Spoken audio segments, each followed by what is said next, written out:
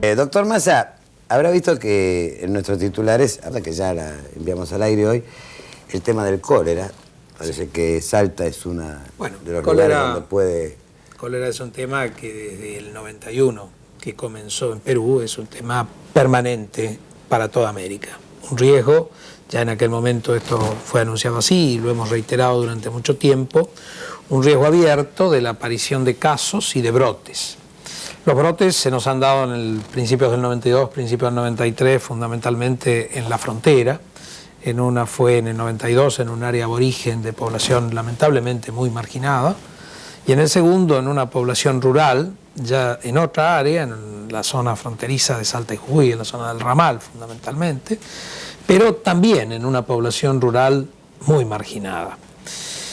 Pero también han aparecido casos en todo el país, es decir, ustedes recuerdan esos casos que aparecieron en Córdoba, en Santa Fe, en Buenos Aires, en el Gran Buenos Aires, que son los casos de los viajeros a distancia, que con los medios de comunicación actuales son probables en cualquier momento, inclusive el caso inverso, el caso de aquel avión en el cual llegaron a Estados Unidos más de 70 casos de esta enfermedad. De manera que lo importante en cólera es que mantengamos la actividad permanente. Es decir, esto es lo que hemos hecho este año durante el invierno, igual que lo habíamos hecho en el 92. Pero da la impresión de que el azar jugaría mucho en esto, ¿no? Por ejemplo, usted dice lo de los viajeros, es decir, transmisiones... Sí, desde ya que el azar el azar tiene mucho que ver. Yo no sé si ustedes recuerdan una serie de pronósticos que a veces trascendieron a la prensa, a veces formulados por técnicos inclusive, que nunca se cumplieron, es decir, nunca tomaron la línea por la cual se esperaba. Yo recuerdo en noviembre del año pasado, del año 92, todo el mundo decía que en enero del 93, y técnicos dijeron que en enero del 93 la base iba a haber cientos de casos en el área Pilcomayo, que era el área aborigen. Resultó que los casos fueron en el área rural, nada que ver. Fueron tapa de diarios. Fueron tapa de diarios. Pronósticos, miles de casos en el país, en el norte. Yo recuerdo febrero del 92 también, cuando alguien dijo en 25 días el cólera llega al Gran Buenos Aires, el río, en fin, inclusive técnicamente no era posible, pero el pronóstico estuvo. Pero de cualquier manera, el riesgo está abierto. Y esto es lo importante, y lo importante es que los medios lo reiteren, porque hasta hoy la comunidad argentina ha respondido con la utilización de las medidas de prevención, que son medidas muy simples. El cólera tiene la gran ventaja que con medidas simples, tomar agua potable, el agua segura de red, o si es agua de río, agua de pozo, ponerle las 2 gotitas de lavandina por litro de agua, o hervir 5 a 10 minutos el agua, lavarse las manos antes de comer. Y aquí yo siempre advierto el tema de los chicos. Comer es comer un pedazo de pan o comer un caramelo. Antes de eso hay que lavarse las manos. Lavarse las manos después de ir al baño. Lavar los alimentos con agua segura, los alimentos frescos, fundamentalmente. Lavar cocinas y baños con elementos diferentes para no hacer una mezcla y lavarlos bien. Cuidar los insectos, la basura, etc. Es decir, tomando estas medidas, el cólera desaparece. Esta es la gran ventaja. Y otra ventaja enorme del cólera, de esta prevención del cólera. El cólera es una enfermedad de transmisión hídrica. Y hay otras enfermedades de transmisión hídrica que en nuestro país han causado tradicionalmente, la diarrea infantil, por ejemplo, por numerosas causas, tradicionalmente muchísimos más casos y muchas más muertes de las que genera el cólera. Y todas las medidas que tomamos para prevenir el cólera nos sirven para prevenir a todas esas enfermedades. Ministro, de todas maneras, da la impresión, a pesar de todo esto que usted cuenta, que afecta más a adultos mayores. Los casos casi siempre se circunscriben a adultos mayores que a chicos. En el caso del vibrión son más afectados generalmente los mayores que los chicos. Pero las medidas de prevención que las tenemos que tomar para los chicos y para los adultos nos sirven para las otras patologías. Ustedes están en una campaña, ¿verdad? Es decir, creo que el tema cardiológico es el que los preocupa ahora. Bueno, sí, exactamente. Yo diría que no es el tema cardiológico. El tema cardiológico ha sido uno de los temas, el tema inicial, digamos, en este caso, es el que está saliendo en este momento en los medios masivos, en los diarios en este momento, medios gráficos, y está comenzando en unos pocos días en lo que es el medio televisivo. Ese que registré yo, por lo menos. Y radio, claro, el medio gráfico.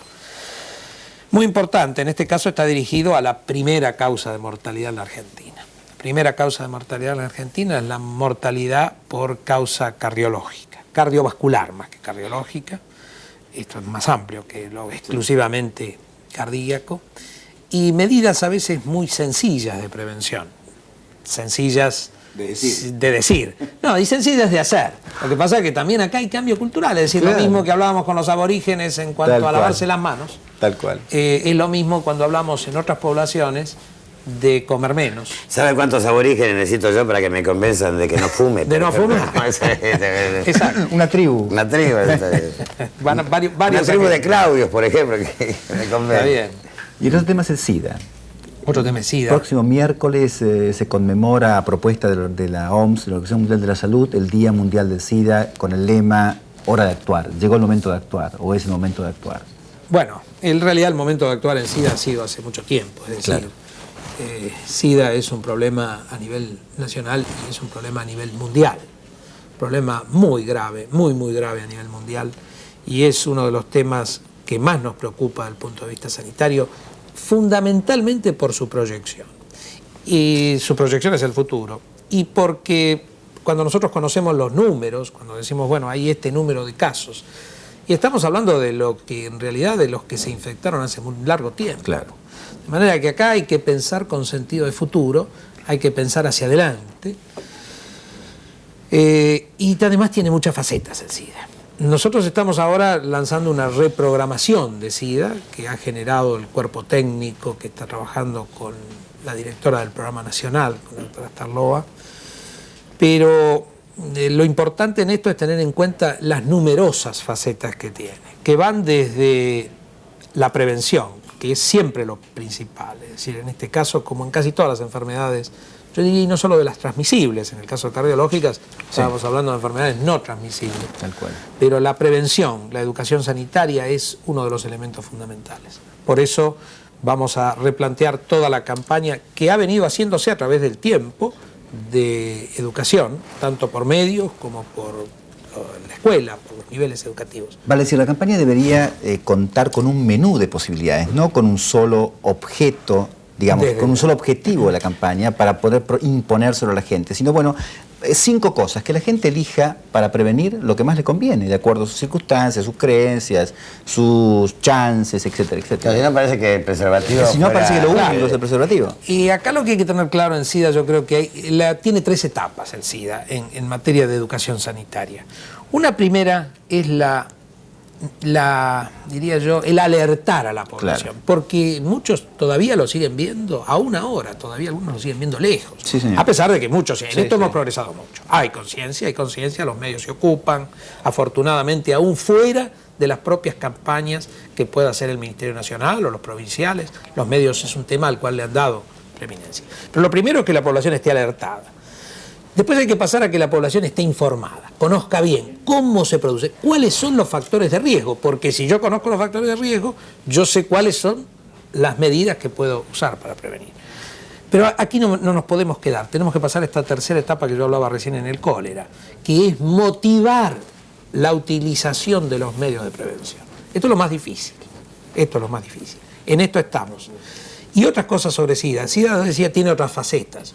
Una de ellas es la no discriminación, por ejemplo. Claro, es decir, conseguir que además de que prevengamos la enfermedad, tal cual, esto no signifique generar los miedos inútiles, porque no se gana nada con el miedo inútil. Lo importante es saber la realidad, donde el riesgo está aquí y no en todo el resto. Y entonces, el no generar esos temores inútiles, que a su vez son los generadores de la separación del enfermo de SIDA de la comunidad, que es lo peor que podemos hacer.